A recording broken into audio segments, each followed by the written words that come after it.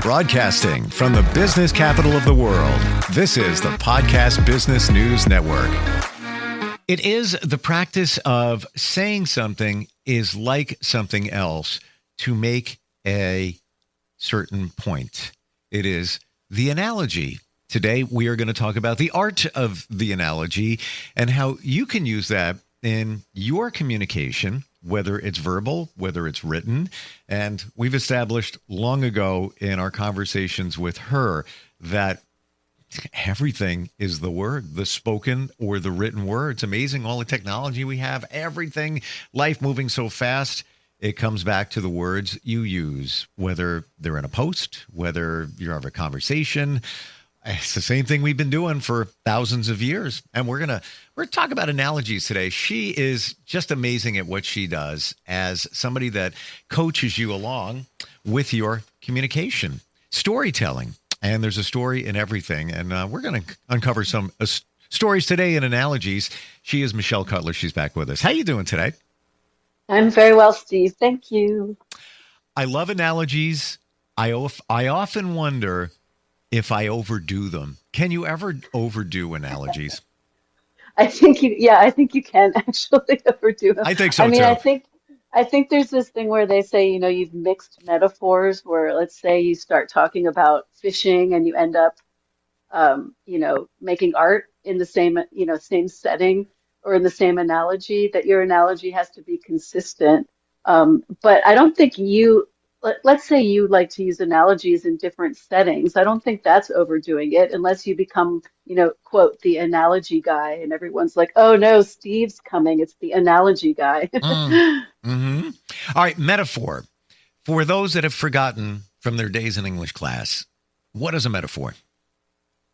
Well, a metaphor, is actually, it's similar to an analogy, but it's a little bit more poetic. So you're saying something is like something else, but without using such literal words or comparisons.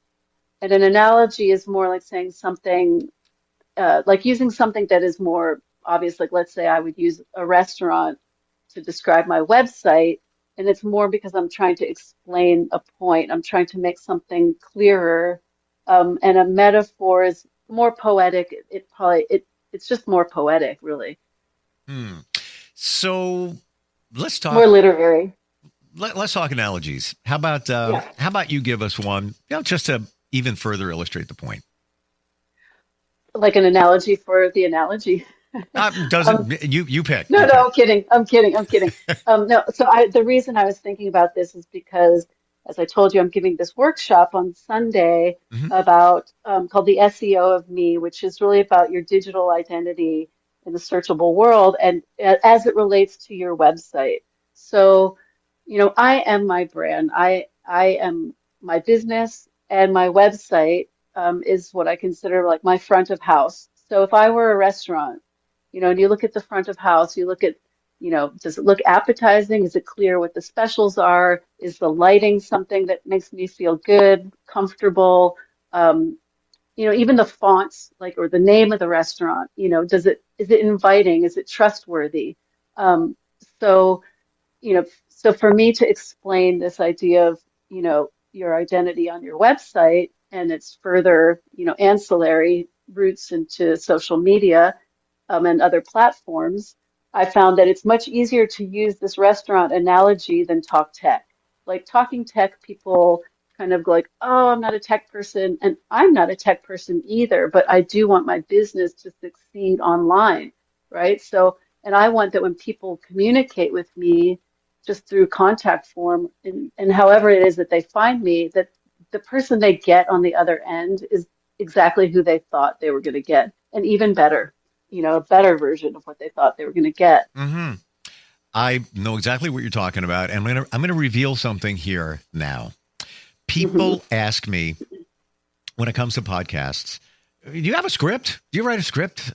I have never written one in my life for a podcast. Maybe the first one, the first sentence of how am I going to start it? And I have to tell you, you could fill out a questionnaire. You could, provide information. I go to somebody's website and I'm there for 10 seconds or less. That's all I need to do a podcast with somebody. That's it. I got everything I need. Not even kidding. I might ask a, off-air follow-up question just to confirm something if the website's not clear. But that's it. That's how I do my research. That's in that short amount of time, I can get a very good feel for who somebody is, their direction. That is assuming their website is put together well. Yeah, I think it's funny because and the reason why I'm doing this workshop, I feel really passionately about it, is that we really just do so much online now. And and we're in a time where there's a bit of not a bit, but maybe a lot of insecurity about various social media platforms, whether or not they're secure, whether or not they're going to stay, whether or not we like our audience anymore, whether or not we're actually reaching the audience we want. Um, and you can't control social media. The internet will define you based on your social media, but your website, you actually can own and control all of your content. So that's really where your attention is most serves you the most, basically. Your investment of time, perhaps some money, but at the same time, I think, you and I have talked about it before, just this, the advent of AI, and I was talking to a real expert, an SEO expert, a few days ago, just in preparation for what I'm doing, and she said, I would be careful about talking about SEO because it's in such a state of flux right now with AI. And so I thought, well, let me do a little research on that because I want to see what that means. Should we be afraid? And what's interesting is that if the AI is scrubbing, is actually, scrubbing for content, it's actually way more highly tuned to the intent of what you have of your copy and your content. And it actually will register whether your content is AI generated. And it doesn't mean that it'll rank you better. So they're saying that like the human-centered content is always going to be truer to your intention. Mm-hmm. So that the AI actually, as a generator, is not better. It is not better for you. It is really better for you to generate your own content from your point of view, your beliefs, your services, um, your background. I love the idea of offerings. You can use offerings as services, but if you also think as a more metaphorical way, an offering is something like a plate of food. Here's an appetizer while you wait. Like, or here's, I'm in Spain and you order a drink in the south of Spain, at the bar, you get a tapa, right? A little plate of food. That's an offering. It makes you want to stay there longer. I'll order another drink. I wonder what the next tapa is going to be. Oh, this tapa is delicious. Maybe we should eat dinner here. So yet again, like using this restaurant analogy, for your website, your business, who you are, I think can go quite a long way. I don't know. What do you think? I'm just testing it out. Oh, I totally agree. It makes it come very clear in terms of what's going on within your website. And I'm going to go a little bit deeper here in terms of what's going on with Google, just for everybody to understand a little bit. When you do paid Google, i.e. pay-per-click, it's so funny. I just said Google and my phone just lit up. It is analyzing, you use the word intent and it's spot on. And now this is paid. This is for paid traffic, paid search. It is analyzing everything that you have been doing and even using third-party data along with that. And side note, I have a marketing company, and my medical client will say a cosmetic surgeon. So here's an example. He'll say, I'm not seeing myself. I just did a search and I'm not seeing myself come up, number one in the search or even number two. I don't understand what's going on. Are you sure it's running? I'm like, it's absolutely running. And you're not a woman between the ages of 25 and 65 looking for a breast augmentation. That's why you're not seeing your ads, because Google, scary note, knows everything. Yeah, because your phone just lit up when you said Google. Well, yeah, I mean, because of that's Hey Google, but Yeah. It is already, it goes deeper than just placing an ad and bidding and then the ad being higher. It knows your intent. It knows that whether you intentionally are looking for the breast augmentation or whatever service, as opposed to, well, I'm just doing a little search. It knows if you're doing deeper research. It's got it all figured Yeah. out. And again, using third-party data. How about some other analogies, just to further illustrate, even the differences between analogies and metaphors? Because I think sometimes people get them a little bit confused. Yeah. Well, like I said, I think a metaphor, you would use a metaphor in a much more literary or poetic setting. Poetic, that's a great word. Yeah. Yeah, because the analogy is a comparison with the metaphors to illustrate a point. Like, for example, like, oh gosh, I am drowning in work today. Drowning in work. Mhm.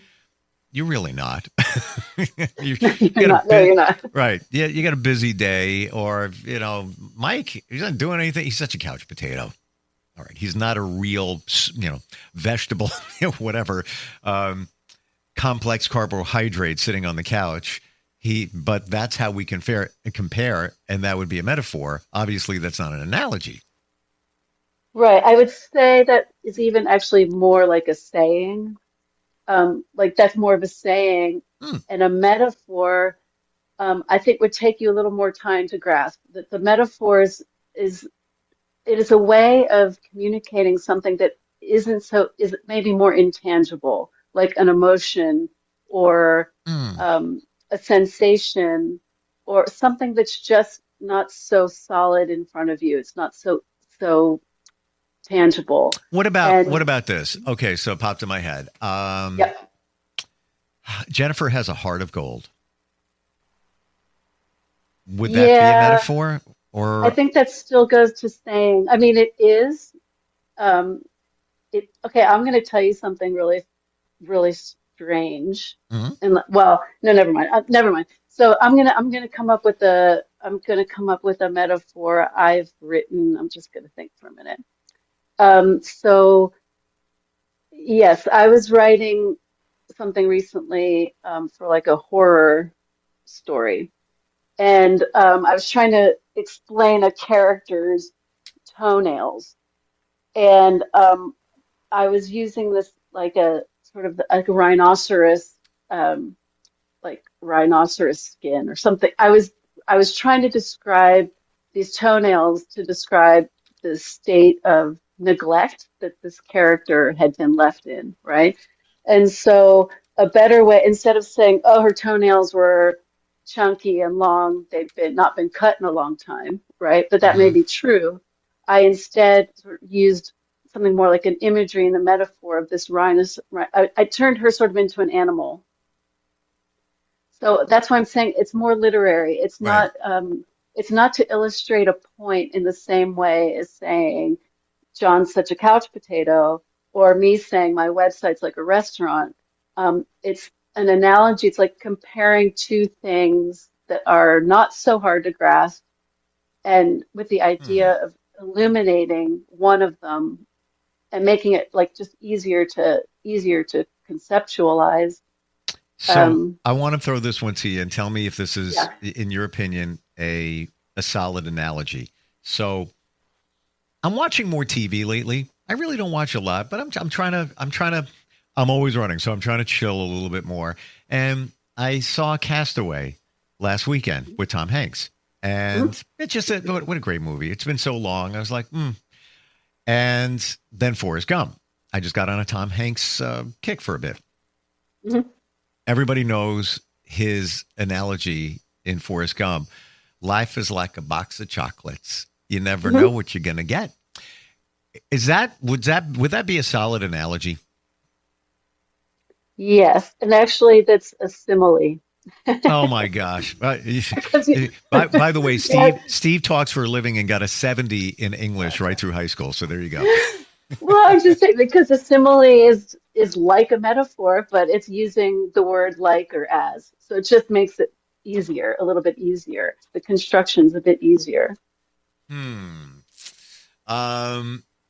Now, But you made me think of something. Actually, you made me think. Oh, here's a better example. So in Castaway. he's got that basketball, right? Wilson, right? Or something. Oh yeah, yeah, exactly. So I haven't seen the movie in a zillion years, but I do remember the basketball, Sure. right? And it's because the brand is Wilson. But doesn't the basketball become like his friend or something? The Yeah. A- basketball And is a metaphor for I think it's a soccer companionship. ball. I think it's a soccer ball. Is Uh, it? Okay. yeah, because it's white. So so it's a metaphor for his like for companionship, Hmm. right? It's standing in for something else. But even then, I think that might be still a little too concrete. Well, how would you phrase it to use that to use Wilson in an analogy? Well, like I said, I haven't seen the movie in a while, so I feel like I'm going to get this one wrong. But Wilson is like analogous to a best friend.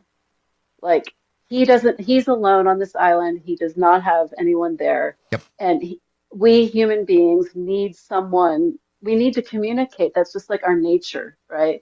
And so the ball becomes this sort of proxy stand-in for what would be a friend Hmm. or intimacy in some way or confidant. Sure. So the basketball is sort of analogous to a relationship. And how would you put that in a sentence as an analogy? As an analogy. Well, an analogy I think goes longer than a sentence. That's what I was saying. I think when you have this restaurant, I'm going to go back to the restaurant because it's easier for me. Uh-huh. Because it's easier than the basketball because I haven't seen that, but in a while. But I can say your website, your business. I am my business, right? Your website is your front of house, as I was saying earlier. You can start to build this analogy, right? So I'm using the restaurant analogy, but I'm building it out into a much bigger example. Um, and again, this sort of brings us back to this idea of storytelling because I'm starting to say, imagine that imagine that my Instagram is my cocktail bar. Imagine that my LinkedIn is my business hub. Imagine that my Substack is my coffee nook, for example, or my reading room as part of my restaurant. And people are like, oh yeah, I can see that. And they're like, imagine that the post I leave or how I communicate in a forum is how I leave my bathrooms, right? You know, when you go in a restaurant and if the bathroom is dirty or there's things on the ground, you're like, ooh, do they really care about their food? You know, do they really care about their presentation? I love it. And And I but have the but that's visual. the analogy. Yeah. That's when the analogy is working. So it's more than just like a one-liner. It's more than how do you use it in a sentence. It's a bigger, it's something that has to have like legs. It has to be able, if Okay. I said, you're in my Instagram, right? You're in my cocktail bar and it's so much fun and you love the drinks there. Why would you go into the restaurant? You have such a good time there. So then I can use that analogy and say that your Instagram is most likely not the lead-in business-wise to your website, right? Your website might link someone out to your Instagram and it's like, oh, look how fun they are. You know, oh, they love outdoor sports or whatever. Um, so all of these sort of ancillary rooms in your restaurant, your Love it. dining room is one, right? You know what it's All of these giving? ancillary rooms are places where you can that support what is ultimately the eating experience, the chef's specials, right? When It's a you go into the visual. restaurant. I'm getting a visual. I have a very clear visual with that analogy, and I want to share this with you. We're almost out of time, but this song, I heard it the other day, and it brings me back. I remember when it first came out. Wasn't a huge hit. It was by Dan Fogelberg. Came out about 1980. Song is called Heart Hotels. And I just pulled up the lyrics, and in my mind, as I'm listening to it recently, and I listened to it a few times, tell me if this is an analogy. Ready? Okay. Mhm. And I'll just do the first verse. Well, there's too many windows in this old hotel and rooms filled with reckless pride. And the walls have grown sturdy and the halls have worn well, but there's nobody living inside. Nobody living inside. So that's the first verse. And basically what the song talks about is he's going to pull in the shutters on this heart of mine, roll up the carpets, pull in the blinds, and retreat to the chambers that I left behind in hopes that there still may be love to find. Analogy or not? Yes, and metaphor as well. Okay. All right. Because he's using he's using this like warehouse or house Hotel. as a metaphor, or hotel as a metaphor for his heart. Yep. It's so funny that I heard that recently, and it just popped in my head. My brain thinks in music, so I know. I love it. Me too. I saw the visual, and not a bad song either. It wasn't a huge hit, but again, it was like top 10. But thank you for today and bringing a lot of this to light. That they can be very powerful to illustrate your point. Yeah, especially I think when you're talking about selling services or selling products, just things that, like I said, are intangible, where you have to give something concrete,